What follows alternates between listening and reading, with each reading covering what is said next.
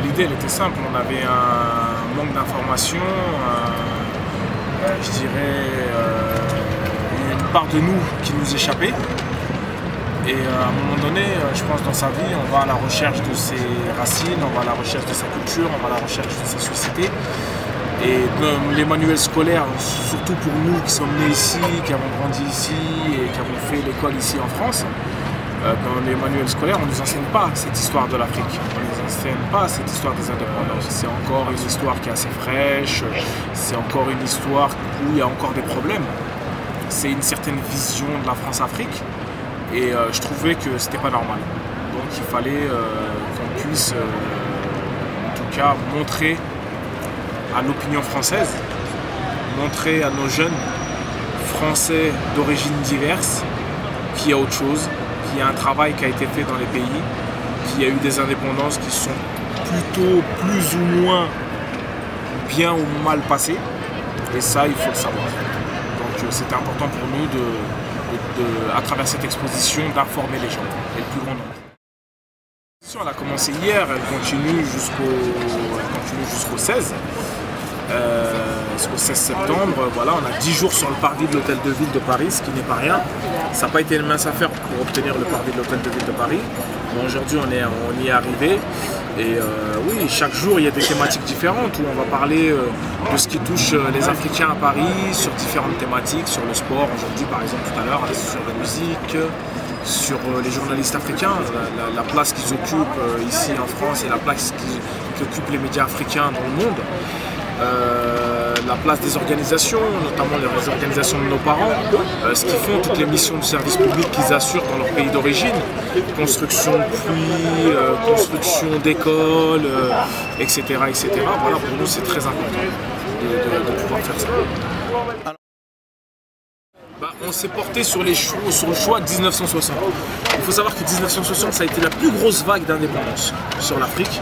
Donc on a choisi les 14 pays francophones et on y a ajouté les 3 autres pays non francophones qui étaient donc le Nigeria, la Somalie et bien sûr le Congo belge. Voilà, pour nous, 60 c'est une année cruciale, c'est l'année où quasiment tout s'est passé, c'est l'année de la loi cadre de fer, c'est un ensemble de tout ça. Alors, donc on a vu également que plusieurs anciens présidents africains sont représentés avec leur combat, comme le président Senghor, Léon Mba, Mathieu Kérékou, tous ces grands messieurs qui symbolisent aujourd'hui les indépendances africaines. Pour vous qui êtes né en France, grandi en France, quelle vision avez-vous de ces présidents? On se rend compte au final, quand on va chercher les informations, qu'il y a des visions qu'on avait qui étaient des visions erronées. Pour certains, on pensait que c'était des grands hommes, et au final, on se rend compte que c'est des vrais dictateurs qui n'ont rien fait de bon, et d'autres qui sont passés à la trappe. Je pense à Ruben Myogué du Cameroun, qui finalement a été le vrai père des indépendances, puisque c'est lui qui a déclenché, et ensuite il a pris le maquis, donc on l'a occulté, on l'a complètement occulté. Donc aujourd'hui, on a oublié que cette personne-là existait. On pense à Lumumba, on pense à Thomas Sankara. Voilà, des hommes qui ont fait des choses et c'est vrai qu'aujourd'hui, si on ne va pas à la recherche de cette histoire, on est focalisé sur les présidents actuels. Certains présidents qui sont indéboulonnables, qui sont là depuis des décennies. Et voilà, et effectivement, il y a eu des bons comme des mauvais. Ces sportifs, ils ont marqué l'histoire de remettre les choses dans leur contexte. Aujourd'hui, on parle par exemple des quotas, de l'ensemble des quotas en France, sur telle ou telle chose en équipe de France, etc. Donc ça soulève des questionnements. Quand on voit que Philippe Sautoir est le capitaine de l'équipe de France de rugby, ça veut dire certaines choses, il est d'origine ivoirienne. Donc on est à un tournant où à un moment donné, les jeunes sportifs d'origine africaine choisissent ou non d'intégrer soit l'équipe de France, soit l'équipe nationale d'origine. Donc voilà, donc pour moi, ça doit être débattu, c'est une question de fond. Et aujourd'hui, sur le débat sportif, c'est quelque chose qu'on va évoquer. Alors j'ai été vraiment ému de voir également monsieur Sembène Ousmane, ce grand homme de culture, ce grand réalisateur, un homme d'art, un Sénégalais qui a vraiment marqué l'art africain. Aujourd'hui, qu'est-ce que vous cherchez à travers l'exposition de cet homme? Écoutez, quand on pense cinéma africain, dans ce pays, malheureusement, on pense souvent à des films, Black Ink Mac, etc. Et Black Ink Mac, c'est pas un Africain qui l'a fait, c'est Thomas Gilou. Il a fait un très beau film d'ailleurs, où il a mis, qui existait et qui a bien marché en son temps. Mais il se trouve qu'il y a des grands réalisateurs africains. Sam Ben Ousmane, c'est le camp de Charoy. Et pour moi, c'est des films que j'ai découverts sur le tard. C'est des films remarquables, c'est des films qui finalement étaient des films à la fois politiques et sociaux et qui ont servi dans leur temps. Et pour moi, remettre Sam Ben Ousmane au cœur du parvis de l'Hôtel de Ville, c'était important. La musique africaine, elle a vachement la musique française quelque part. Paris vit au rythme de la musique africaine tous les jours, à chaque moment, à chaque instant. Donc pour moi, parler de cette musique africaine, c'est parler de cette gaieté, c'est parler de cette joie, c'est parler de ces moments de bonheur. Et puis c'était des musiciens talentueux, c'est des musiciens qui marchent partout dans le monde. Donc la musique, c'est pas uniquement Saka Africa, il y a eu des vrais trucs. Il y a eu des vrais trucs super importants. C'est quoi l'objectif principal de l'exposition? C'est d'informer toutes les communautés, quelles qu'elles soient, c'est d'informer une certaine jeunesse qui est en manque d'histoire, c'est d'informer le plus grand nombre. Je vais finir par poser une question un peu critique. Tout à l'heure, vous parlez des présidents africains que l'on prenait pour de grands hommes et qui finalement, au travers de cette exposition, on se retrouve que bon, c'est un peu des gens qui ont participé aujourd'hui au retard de l'Afrique. Alors, est-ce que c'est pas un peu risqué d'exposer ces gens, d'anciens dictateurs, d'anciens présidents qui ont vraiment retardé leur pays? C'est pas risqué parce que, qu'on le veuille ou non, on ne peut pas réécrire l'histoire. Ces gens-là ont fait partie de l'histoire. À un moment donné, quand on parle d'histoire, on est obligé de donner la vérité aux gens. Et ce serait leur mentir que d'occulter ces gens-là. Ces gens-là, ils sont arrivés au moment des indépendances, ils ont fait des choses bien ou mauvaises, mais à un moment donné, on ne peut pas les occulter. Mais après, on ne les défend pas. Hein. Ceux qui lisent les panneaux, vous avez bien vu ce qu'on a écrit. Hein. Nous, on ne défend personne. Hein. S'il a fait du mal, il a fait du mal. Hein. On ne va pas prendre sa défense. Alors, c'est quoi votre dernier mot, M. Yafa? Mon dernier mot, c'est de dire que tout le monde doit venir regarder cette expo et on sera très heureux de les accueillir. Au 16. D'accord. Merci beaucoup. Merci à vous. Très peu l'occasion, nous, jeunes de la diaspora, de voir une exposition de cette ampleur. Faut voir les photos, c'est des photos de plus de 2 mètres 80, je crois. On n'a pas l'occasion d'avoir une exposition qui nous ressemble, et encore plus qui nous rassemble. On a rarement l'occasion de voir ça. Et cette exposition sur le parvis de Paris, en plus, c'est pas n'importe quel endroit, c'est même symbolique pour nous, jeunes de la diaspora, ou même n'importe quel jeune, c'est important pour se comprendre, on va sûrement apprendre des choses, hein. Et c'est important pour nous d'être là aujourd'hui. C'est vrai que nous, en tant que jeunes, on a grandi ici, on a fait nos études ici, on a très peu l'occasion de voir, ou même d'étudier tout simplement, les grands qui ont fait la grandeur de notre continent. Et c'est une opportunité justement, on apprend énormément, que ce soit dans différents domaines, la musique, le sport, la mode, on apprend plein de choses qu'on n'apprend pas malheureusement à l'école. Et nous, on aime notre pays, hein. Faut le dire clairement, on aime notre pays, on va souvent en vacances là-bas. Mais c'est bien aussi d'avoir ce bagage culturel qui nous permet de parler, pourquoi pas, au nom de notre pays, en tant que jeunes issus de la diaspora. On a un pied en France, un pied ici. On connaît très bien l'histoire de France, qui est une bonne chose. Mais maintenant, grâce à cette exposition, on connaît encore plus sur notre continent. Merci. C'est parti. Bonjour, je m'appelle Chantal, je suis d'origine congolaise, du Congo-Brazzaville. Je suis là parce que j'ai entendu parler de l'expo sur internet et j'étais curieuse de savoir de quoi il s'agissait. Moi, ce que j'en ai compris, que c'était une expo qui abordait le thème des diasporas africaines en France. Donc voilà, là je suis arrivée il y a quoi une dizaine de minutes et je suis en train de découvrir un peu l'histoire des pays, des différents pays qui ont été pris en exemple par rapport à l'indépendance. Surtout pour les jeunes qui n'ont pas forcément la connaissance de l'histoire de leur pays d'origine. Et voilà, je découvre, je me balade un peu et apparemment après il y aura une conférence. Donc voilà, je vais voir ce que ça donne. Mais en tout cas, je trouve que la démarche est intéressante. Et j'espère qu'il y aura d'autres démarches qui vont dans le même sens, avec peut-être des thèmes un peu plus poussés sur des pays bien précis. Parce que là, il y a plusieurs pays qui sont représentés, mais c'est peut-être un peu court au niveau des récits historiques. Ça serait bien peut-être à l'avenir de faire peut-être une expo pour un pays bien précis plusieurs fois dans l'année. C'est un événement organisé par Leader d'Opinion aujourd'hui. Un événement en fait, qui concerne l'histoire de l'Afrique, les 50-60 dernières années. Un événement qui nous permet aussi de nous remémorer tout ce qui s'est passé comme événement majeur en Afrique et également à travers ces grands hommes. Voilà, ces grands hommes politiques qui se sont battus pour que soient libres d'un point de vue politique, soient libres d'un point de vue économique et surtout soient libres également pour ses enfants. Voilà, pour ses enfants qui font aujourd'hui, notamment la diaspora qu'on retrouve en France. Cette diaspora aussi qui est composée de ces enfants d'immigrés que je représente également. Donc, voilà. C'est un événement majeur auquel il faut absolument assister et surtout qu'il faut relayer.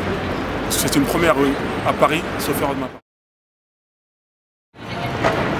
Nous voilà au stand du Mali, un très grand pays d'Afrique, avec son président Modibo Keïta, qui avait fondé de son temps avec Senghor la fédération du Mali incorporant le Mali et le Sénégal, là en compagnie du président américain John Fitzgerald Kennedy.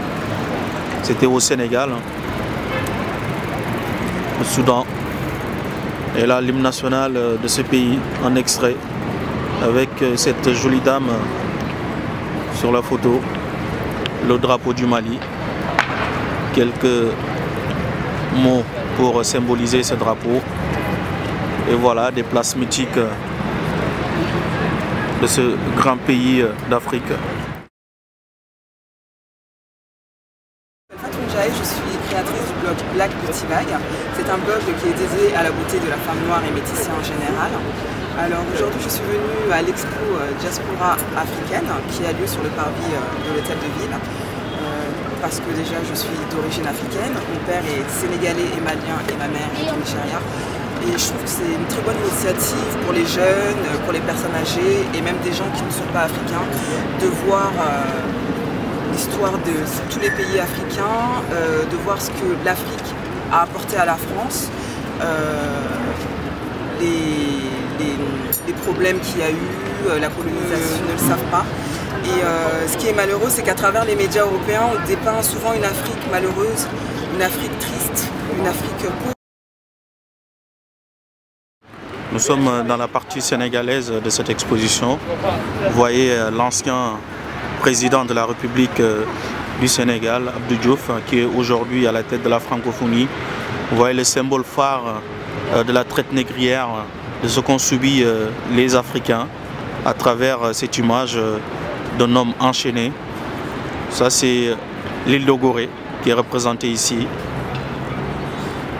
Après ça retrace un peu l'itinéraire du Sénégal, le drapeau sénégalais, les couleurs qu'on trouve sur ce drapeau et ce que ce drapeau symbolise. Et un extrait de l'hymne national sénégalais. Et voici le président Senghor qui fut le premier président du Sénégal. L'exposition, c'est une première et j'espère que ce ne sera pas la dernière. Parce que malheureusement, les médias, la télé ou dans les journaux dépeignent une Afrique triste, malheureuse. Il y a plein de misère, de maladies. Et c'est bien que les gens prennent conscience que l'Afrique a peut-être des mots, mais que c'est le berceau de l'humanité. C'est un continent qui regorge de richesses, de cultures, de gens différents et qui apporte à travers le monde. Et le plus intéressant, c'est que cette exposition a lieu au cœur même de Paris, à l'hôtel de ville, quand on sait que la France et l'Afrique ont un lien très proche, la France-Afrique. Et voilà, j'espère qu'à l'avenir, on aura d'autres expositions comme ça, un peu plus grandes et qui parlent à tout le monde. Voilà aussi la jeune génération ici en France qui s'illustre, Rugidja et également Fatou Meïté.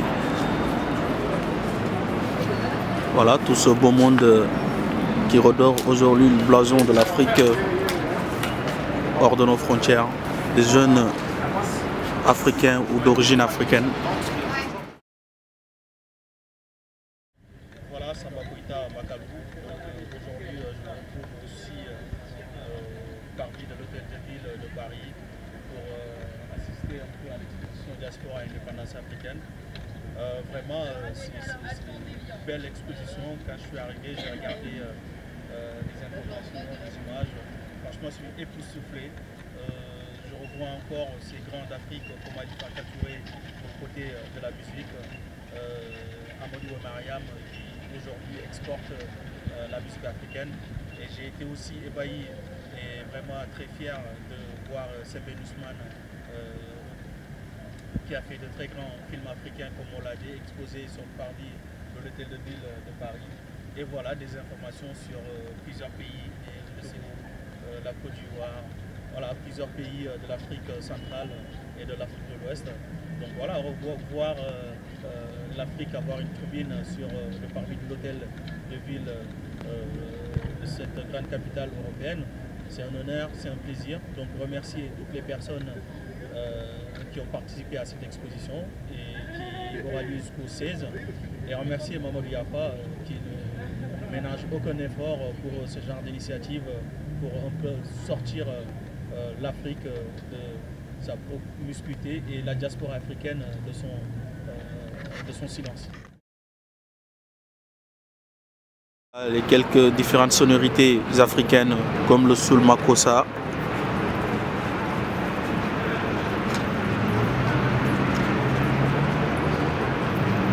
et le grand chanteur ivoirien Tiken Jah Fakoly, et les noms de quelques noirs qui ont vraiment compté dans le monde de la musique en France, comme Oxmo Puccino, MC Solar, Passy, l'haïtien Kerry James, la mafia Kinfri, Tiken Jah Fakoly, Oumou Sangaré, Youssou N'Dour, entre autres, tout ce beau monde qui a vraiment permis à l'Afrique de redorer son blason outre-Atlantique ou en Amérique ou dans d'autres continents. Voilà, ce sont des fils de l'Afrique qui sont illustrés hors de nos frontières. Bonjour tout le monde, c'est Bouli Soumaré, l'organisateur Miss Unité. Donc je suis venu aujourd'hui pour soutenir notre frère Mamadou Yafa pour cette belle exposition. Donc, en plus, quelque chose qui concerne nos pays, l'Afrique.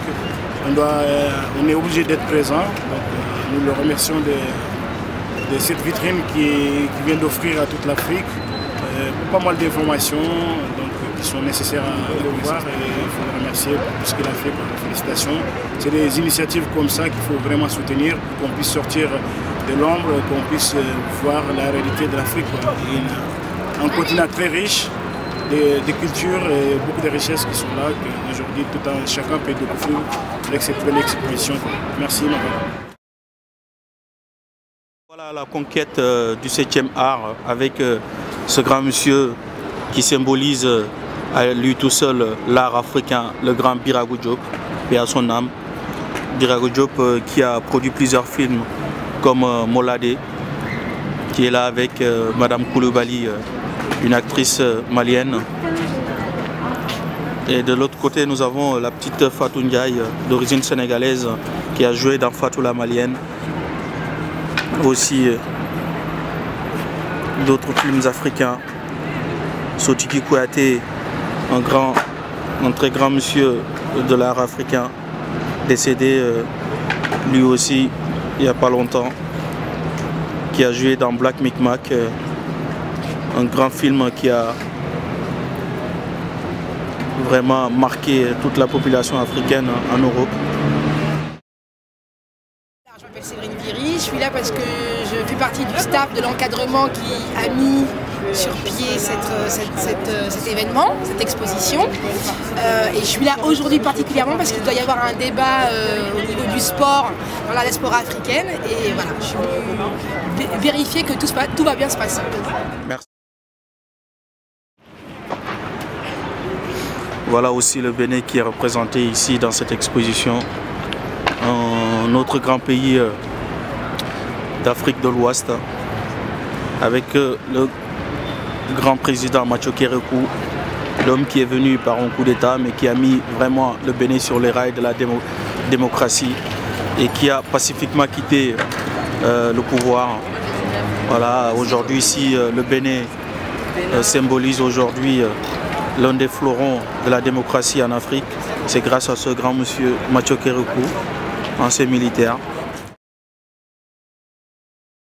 Passionnant la littérature africaine avec Wole Soyinka, le Nigérien, un grand monsieur de la littérature africaine. C'est d'ailleurs lui qui est l'auteur de ce proverbe: le nègre ne crie pas sa négritude, il bondit sur sa proie. Un grand monsieur qui a produit plusieurs romans. Ayadou Yupougon, notre roman, le Burkina Faso, aussi représenté dans cette exposition. Cet homme qui est digne, un grand homme qui s'est battu pour son pays. Thomas Sankara, un grand révolutionnaire d'Afrique, celui qui a combattu le colonialisme, mais qui malheureusement a été emporté par un coup d'État orchestré par le président actuel Blaise Compaoré. Également la Côte d'Ivoire qui est représentée dans cette exposition, un très grand pays de l'Afrique de l'Ouest, avec le président Félix, le premier président de la République de Côte d'Ivoire, qui a aussi régné pendant plusieurs années comme président dans ce pays. L'hymne national en extrait, le drapeau. Les deux présidents qui ont marqué l'histoire de la dernière décennie de cette République de Côte d'Ivoire. Un grand pays avec plusieurs ethnies comme les Bété, les Baoulés, les Djoula, Agni. Un très grand pays, un pays de football, un pays de culture, un pays de musique, un pays d'art. Ce grand pays de l'Afrique de l'Ouest qui était aussi à un moment le fleuron de l'Afrique de l'Ouest. Le Gabon aussi représenté, le Gabon de Oumar, Bongo.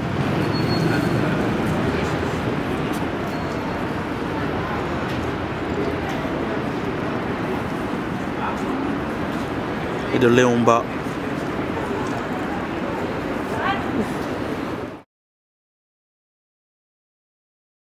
Centrafrique aussi représenté, un grand pays d'Afrique aussi, avec Jean Bédel Bokassa.